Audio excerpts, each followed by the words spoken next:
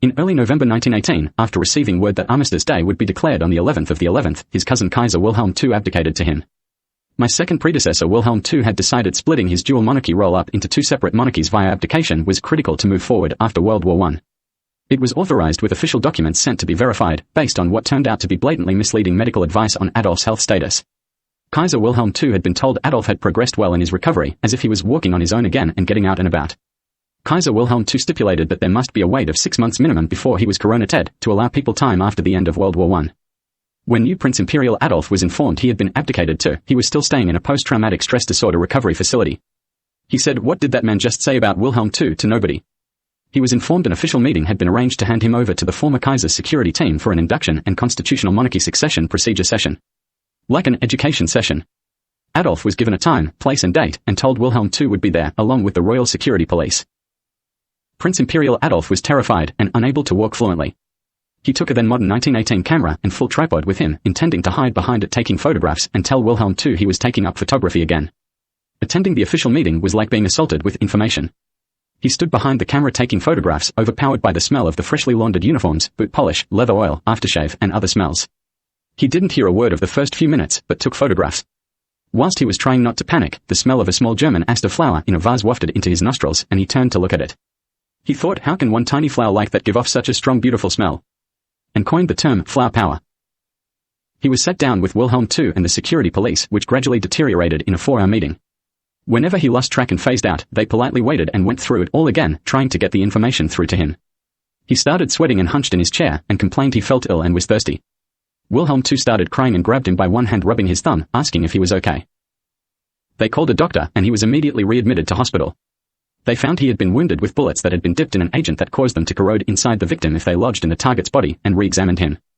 They found a shrapnel or fragments in his hip and leg, and immediately operated to remove them as soon as they could. He was treated for any possible poisoning from the fragments, like heavy metal poisoning. He was also diagnosed with a minor brain infection.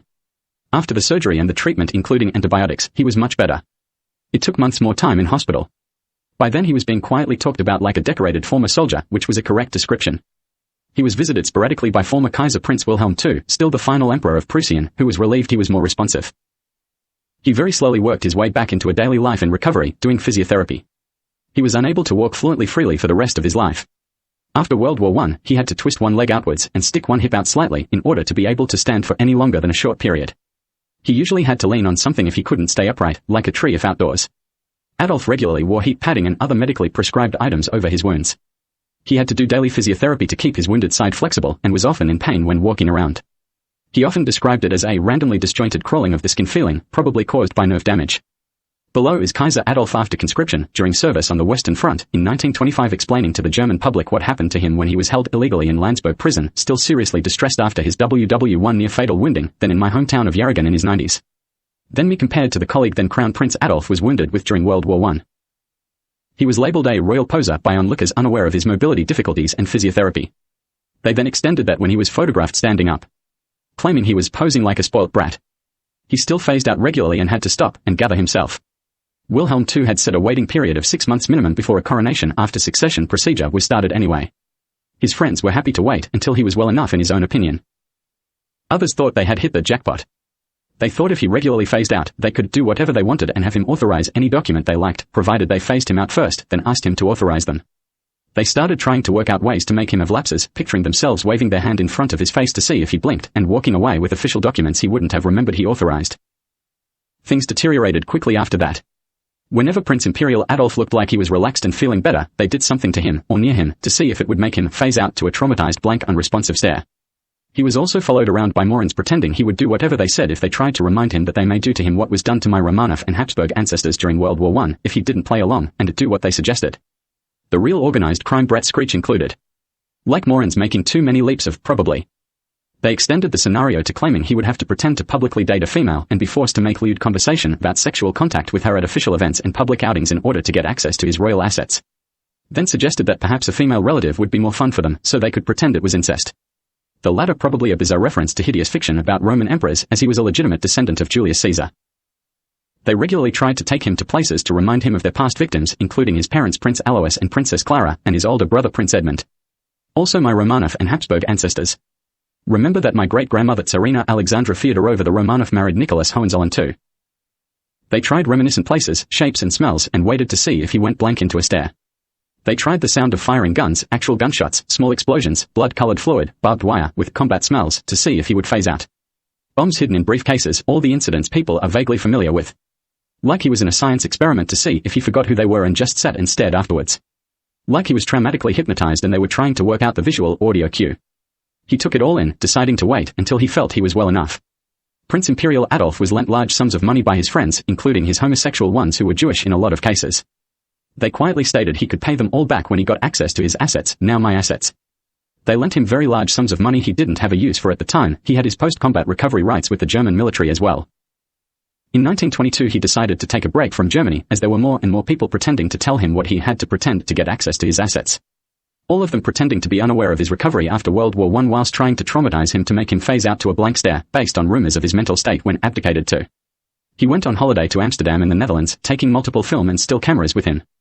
He toured the city filming where he could get permission, staying in hotels mainly.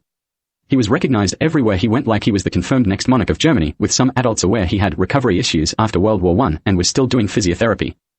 He did not officially notify them of his holiday beforehand, so it was always with a little surprise when they realized who he was, until word got around. There were also those stalking him daily. And then others who would follow him around with a briefcase pretending if he did whatever they said, they would have succession procedure documents for him, right then and there, in Amsterdam. He also spent some quality time with other gay men. Including one particular man who was a security guard by profession, who can clearly be seen repeatedly in the films Adolf recorded on his holiday. They are available to view in edited format on YouTube. Just search the trip through Amsterdam in 1922 and you can view the footage Adolf filmed and edited himself, or what is left of it. It is very revealing.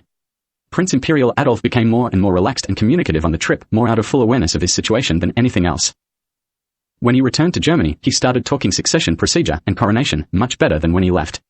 He drew his imperial lineage chart on some basic graph paper and it spawned an idea for a two-sided monogram that spelt Hitler one way and Hohenzollern the other, made from Germanic English lettering.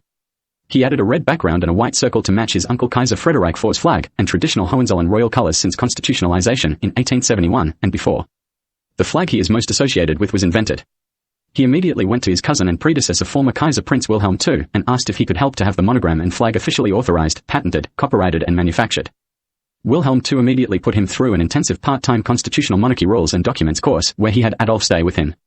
It took weeks, they ate meals together, laughed a lot, and they were often a little drunk by the end of each day. Former Kaiser Prince Wilhelm II, the final monarch of Preusseun, was very relieved he was feeling better and started talking to him as if he was about to become monarch of a now separate monarchy. The necessary legal forms were sent off. The patent and copyright requests went through an office associated with their evil cousin Albert Einstein, who had been rumored to have worked at a patent office as a clerk.